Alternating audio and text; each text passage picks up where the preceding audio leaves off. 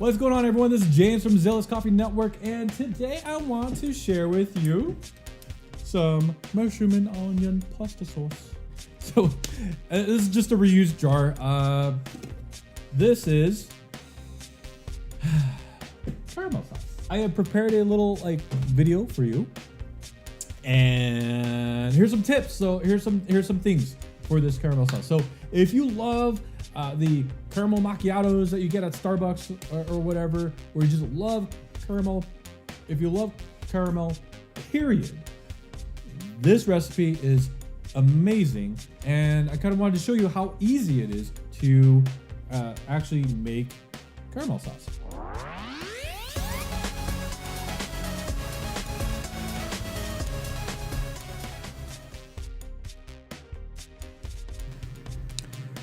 So here's the breakdown of the recipe for the caramel sauce. You're going to have 2 cups of sugar, half a pint or 1 cup of heavy whipping cream, 12 tablespoons of real butter, a wooden spatula,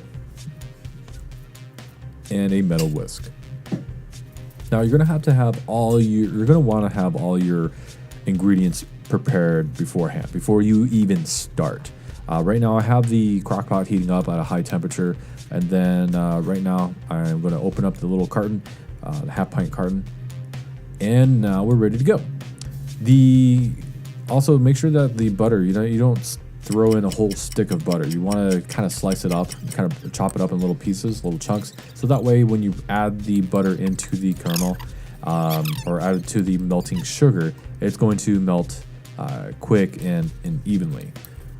So this is going to be the longest part, and you can see I'm going to be fasting forward on this part for the sugar, but I'm going to slow it down a little bit to show you, how the progress. You notice how some of it is looking a little sticky, a little gooey on the bottom. Yeah, making sure that I'm stirring it and make sure that I am keeping the sugar moving around. That way it's not going to burn. Some of the recipes are going to say, oh, leave it there for 3 to 5 minutes and then do a little stir. The tricky thing is, as I mentioned before, that the sugar can and will burn very easily, so you gotta watch it like a hawk. And what I've noticed, you're not gonna. So you see here, there's a bunch of chunks, and then I'm just constantly mashing them up. What's happening is the crock pot is not quite as hot as I was hoping it would be. And so this might be better off doing on a stovetop, because the Ninja Crockpot was not keeping the consistent temperature, like high temperature, that I was looking for. So what's happening is, as I'm stirring it, the melting sugar is cooling, and as a result, I'm getting chunks. So I'm sitting there constantly trying to break down the chunks as I'm stirring, and eventually it does end up working out. I was a little worried there for a second that I was going to have an issue and I would have to start over, but luckily everything did reduce to a nice syrupy caramel color and no burning, as you can see. Now it's time to add the butter. Again, real butter or no butter, or don't do this at all. you have to have real butter. So you're going to want to whisk this around. Whisk the butter into the sugar. And again, really important, this is very hot. You don't want to be splashing this stuff around. And you want to mix it until the butter is fully incorporated with the sugar before adding the heavy whipping cream. The instructions also mentions that to have the heavy whipping cream at room temperature. To be honest, I haven't had an issue taking it from the fridge and doing it right away. But the reason that they want you to have it at room temperature, that way it heats up faster. It doesn't cool down, cool the sugar down. So it'll heat up faster and it'll be able to incorporate with the sugar and the melted butter quickly.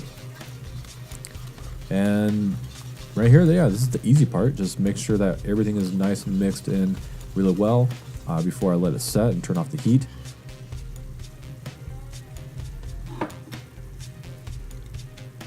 I noticed a little bit of buildup this time. Again, I think it was just the issue. Again, my issue is the crock pot wasn't as hot. This is my first time making caramel sauce in my crock pot, by the way. So, learning experience right here. But it still ended up working out okay. So, I'm using the spatula to make sure that I am scraping up all the. I noticed I wasn't catching all the corners with the whisk, so I used the spatula trying to move all the, all the stuff that was in the edge or stuck on the edge into the center, so I could whip it up in there.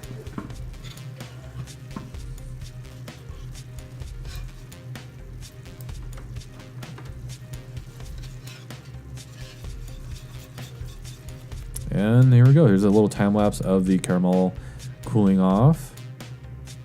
And voila, look at that color. Good stuff.